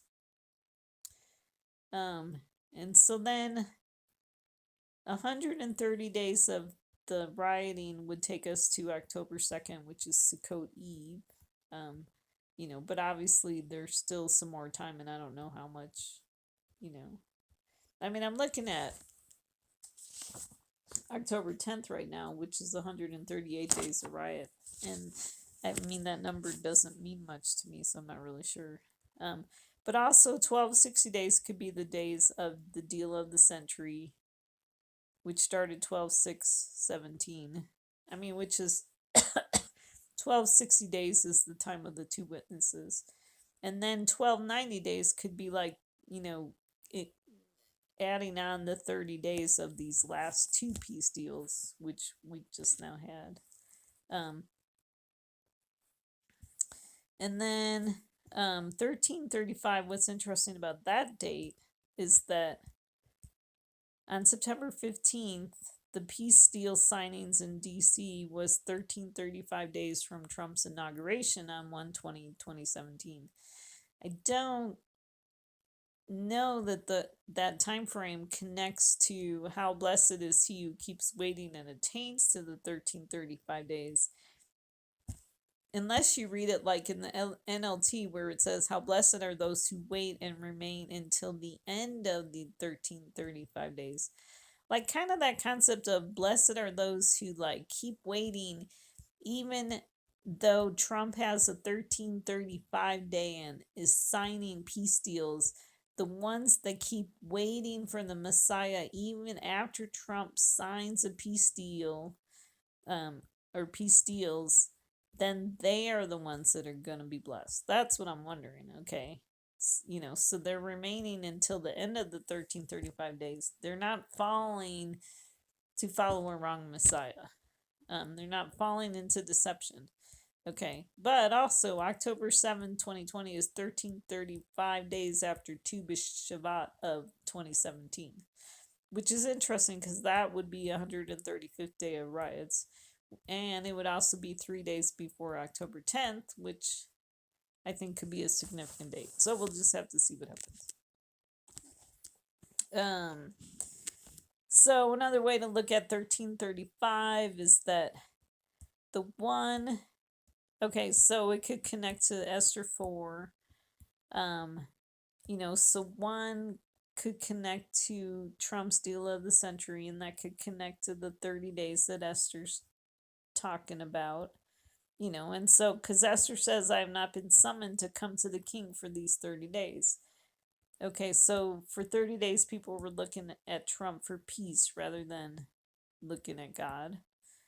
And then what we see is the Jews will, Esther talks about the Jews fasting for 3 days, and then the maidens will fast in the same way. So I thought that was interesting because we've had Israel under 3 days of shutdown. 3 weeks of shutdown.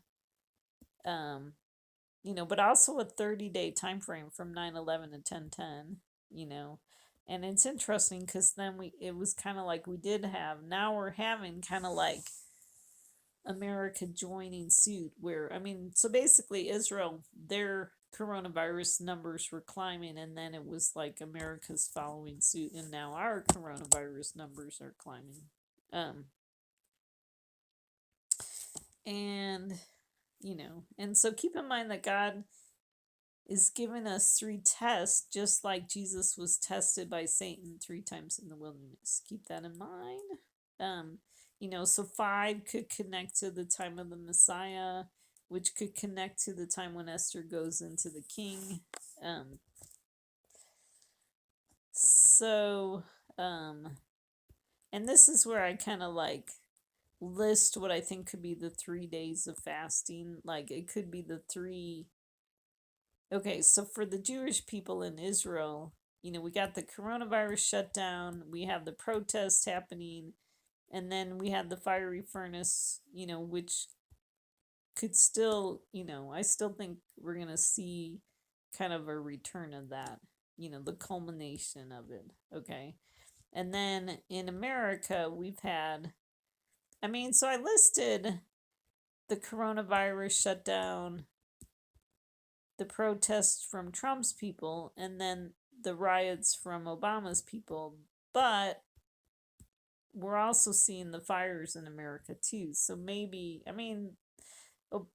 when Trump's people protested way back, earlier, it wasn't that big of a deal, so really maybe our 3rd day of fasting judgment is the fiery furnace too. So it's just that the other 3 days connect to the buds, blossom, and grapes.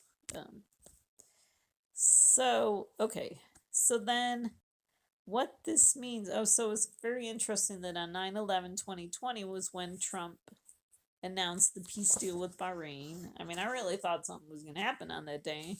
Not a peace deal, but that's what happened. And so what we see is that Trump is the harlot of Babylon, okay? And so,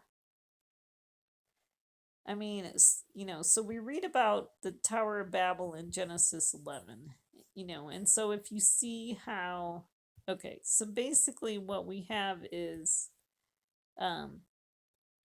we have these people come together and they say, let us build for ourselves a city and a tower whose top will reach into heaven, and let us make for ourselves a name, otherwise we will be scattered abroad over the face of the whole earth. Okay, so basically we have Trump and Netanyahu, plus, the Muslims that are joining them, building a city and a tower, whose top will reach into heaven, and it's involving Israel. Their peace deals are involving Israel, but it's making a name for Trump and Netanyahu, okay, and the other countries too. And then what we see is the Lord comes down to see the city and the tower, okay. And so then God says, let's go confuse their language. And then God ends up scattering them abroad. And so then in 11:9, Genesis 11:9, it says, therefore its name was called Babel. So I just, I'm thinking maybe God's showing us that, okay, pay attention to what happens on 9/11, because then you'll know what's connected to Babylon. Okay. So Trump's peace deal. What's interesting too is, in early in the verses, in verse 3, it says, they said to one another, come, let us make bricks and burn thoroughly. That could be the rioters. Because that's what they're doing, is they're burning and throwing bricks in America. I thought that was kind of interesting. So anyways, and then what was interesting about 9/11 this year, it's 19 years from 9/11 2001, which was interesting because there was a 19-year time frame from the exile of the Northern Kingdom to the exile of the Southern Kingdom. That's why that date was really significant to look at. So what's interesting, if you look at Revelation 17, it's really a picture of the rioters, the lion's den, because it talks about the 10 horns who hate the harlot and want to burn her up with fire. Okay, so they hate Trump and they hate America, these rioters, and they are burning us up. And then Revelation 18, I think, is a picture of the fiery furnace because it talks about the smoke of her burning. Um, Even though I definitely think there's overlaps, with both stories. Um, but Revelation 18, it says, "For this reason, in one day her plagues will come, pestilence and mourning and famine, and she will be burned up with fire. For the Lord God who judges her is strong. And the merchants of the earth weep and mourn over her because no one buys their cargoes anymore." Okay, so do you see that Bahrain and UAE are the merchants of the earth that are going to weep and mourn when Israel gets attacked because they were excited about being able to make these trade deals with Israel and America? Um, and then it's interesting because it says, "In one day her plagues will come, pestilence, mourning, and famine, and she will be burned up with fire." That's already happening right now. Okay. So basically in one day was probably when Trump signed, well, maybe made this announcement on 9/11 is what I'm wondering. Okay. With about the Bahrain peace deal. Okay. So the third peace deal. Um, and then what we see is in Matthew 21, we see Jesus entered the temple and drove out all those who were buying and selling in the temple and overturned the tables of the money changers and the seats of those who were selling doves. And he said to them, "It is written, my house shall be called a house of prayer, but you are making it a robber's den." Okay, and so that is what Trump is doing with these peace deals with the land of Israel. Okay, he's making it a robber's den. He's bringing in the Muslims and letting them do what they want to do with the land. When it really needs to be um, honored because God calls Israel His house of prayer. Okay, um, you know. So anyways, so it's interesting that, it talks about them selling doves. Okay, so it's like these peace deals that are economic deals, they're changing money and all that kind of stuff. Okay. So what was interesting was on September 7th. So I thought it was interesting because, those are Revelation 17 and 18 is where we see those two stories, or talking about Babylon. And then it was interesting because on September 7th, on Labor Day, which I thought was kind of interesting, is when we had two tropical storms burning. So just a lot of prophetic connections because we had 17 and 18 tropical storm forming on September 7th. It was Labor Day, which connects to the labor pains of the woman. And then in Jeremiah 9:11, we reread, "I will make Jerusalem a heap of ruins, a haunt of jackals, and I will make the cities of Judah a desolation without inhabitant." So we see that happening with, you know, America being Jerusalem, a heap of ruins and a haunt of jackals. So, we definitely see that with the fires and the riots and the hurricanes and in America. And then God goes on to say, "I will make the cities of Judah a desolation without inhabitant." Okay, so we see that right now with Israel. Israel's put down into lockdown, was put into lockdown 1 week after 9/11. So I thought that was kind of interesting. And then, so what's kind of interesting is, so I'm looking, October 10th is also Tishri 22. Okay, so the reason why October 10th is significant, oh wait, I think I have that verse coming up. We'll talk about it when we get to it. But October 10th is also Tishri 22, and we see Psalm 22 and Genesis 22 kind of connected to the idea of Israel getting attacked. Well, Psalm 22 is like, my God, why have you forsaken me?" It's what Jesus said on the cross. And then Genesis 22 connects to the binding of Isaac. So is that a picture of Isaac being bound in the fiery furnace? I mean, he is a kind of like a picture of a burnt sacrifice. Um, what was interesting is that we saw Tropical Storm 22, which was beta. Okay, I already talked about that at the beginning of the video. Hit just north of Corpus Christi, Texas on September 22nd, which was the 8th day after the signing on September 15th, the 120th day of rights. So we see the verse is right here. Okay.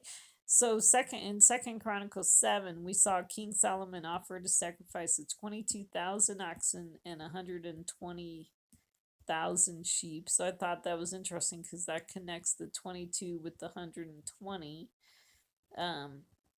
Which connects to the 8th day. Okay. Which connects to 22. Okay. So, anyways, the verses go on to say Solomon observed the feast at that time for 7 days, and all Israel with him, a very great assembly who came from the entrance of Hamath to the brook of Egypt. Okay.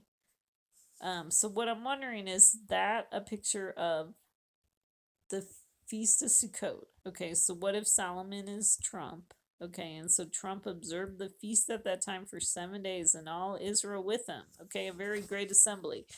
Because what we see right now is a bunch of people all of a sudden needing to go into quarantine because of the coronavirus. Okay.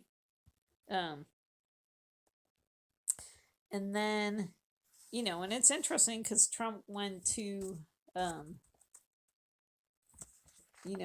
went to the Walter Reed Hospital on the Feast of Sukkot, which is just incredible because one of the plants that Jewish people cover their booths with are reeds. So basically Trump went into his booth on the Feast of Sukkot. Okay. And so it says Solomon observed the feast at that time for 7 days. We also saw that Miriam was sick for 7 days, with leprosy. Okay. And then verse 9 says, on the 8th day, they held a solemn assembly okay. So that's why October 10th, I'm looking, could be really significant. Because what if, the Feast of Sukkot is, Solomon observing the feast for 7 days, and then we have a solemn 8th day, okay, which could be Israel getting attacked. Because what's interesting is that the Jewish people, okay, so they have the Feast of Sukkot, the 7th day of Sukkot, which is October 9th, is called the Hoshana Rabbah, and that's like, connects to the, like when people were crying out to Jesus, Hosanna, it means like save us, okay? It's like the great save us, the great prayer crying out, so by next Friday, we should be at the end of the Feast of Booths, where God has put us under great, trials. We should be crying out for him on Friday. And then, the 10th is Shemini Azareth, which is the great assembly. It's just the 8th day. And then it's interesting because then October 11th, which is 10/11, which I thought was really interesting. Because what if Trump is 9/11 and Jesus is 10/11? Okay, that's what I'm wondering. Okay, is because 10/11 is Simchat Torah. Okay, definitely a great feast that has lots of prophetic shadows and connections to Jesus. Okay, so that's what I'm looking at, because then it says, okay, for the dedication of the altar, they observe 7 days, and the feast 7 days. Okay, so there's 2 time frames of 7, but then you have like this 8th day, but then it goes on to say, Then on the 23rd day of the 7th month, he sent the people to their tents. Well, October 11th is the 23rd of the 7th month. Okay. So actually, when the Jewish people read these verses, they actually put Solomon starting the feast, back on Tishri 7. Okay. But what if, there's a prophetic significance that they're missing? Okay. And that the 23rd day of this, because, they are trying to get everything all wrapped up by the 23rd of the 7th month. But what if, God's saying on the 23rd day of the 7th month, he sent their people to their tents is actually a picture of, now Jesus is here, because it says they're rejoicing and happy of heart because of the goodness that the Lord had shown to David and to Solomon. So that's why we're looking at those dates. And then, okay, so I don't know if there's anything new on this one. We have, okay, so basically in First Kings, yeah, ignore what I wrote up here because this was back when I was looking at, oh yeah, I guess I was looking at September 22nd and that didn't quite work. And then, but the verse in First Kings, it says, so the king consulted and made 2 golden calves. Okay, so that would be Trump's 2-piece deals. And he said to them, it is too much, or it could be like kind of the picture of the 2 different Arab nations. And he said, it is too much for you to go up to Jerusalem. Behold your gods, O Israel, that brought you up from the land of Egypt. Okay, so see, making these 2 idols. Okay, he set one up in Bethel and the other in Dan. Okay, so yeah, that could be a picture of 2 different Arab nations. Jeroboam instituted a feast in the 8th month on the 15th day of the month. Okay, so that could be, so what's interesting is that Sukkot is actually the 8th month after the deal of the century actually happened on September 28th. So we are in the 8th month after the deal of the century. Ignore my notes here. This is old stuff. I didn't update it for the new dates. And then, okay, so he instituted a feast in the 8th month on the 15th day of the month, like the feast which is in Judah. And he went up to the altar. Thus he did in Bethel, sacrificing to the calves which he had made. And he stationed in Bethel the priests of the high places he had made. Okay, so, maybe some prophetic significance. Okay, so that's where we're at with the 3rd peace plan of Trump. So that's what I have for you today, and so I think I'll wrap it up because we've been talking for quite a while. So hopefully you got some of that stuff. I didn't really have time to get it all on the slides and stuff as neatly as I would have preferred. So anyways, I'm hoping by the end of this video that you understand why God is angry at America and Israel for these peace plans, why the peace plans are peace and safety when they're not peace and safety, and then why we're seeing judgment really revving up in America and Israel. So that is basically the main points. So thank you so much for listening. So the main thing is just hang on. Your redemption draws nigh. Jesus is just so at the door. One of the things too about Sukkot that I wanted to bring out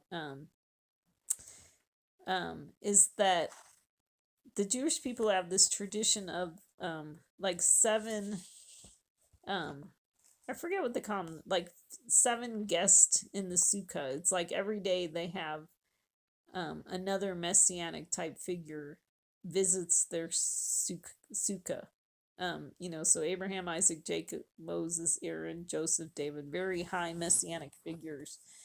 And we see when we read Jesus's connection to the Feast of Sukkot or the Feast of Tabernacles, he like first comes up to the feast secretly, you know, until the last great day of the feast, then, you know, he kind of makes a big showing. Okay. Um,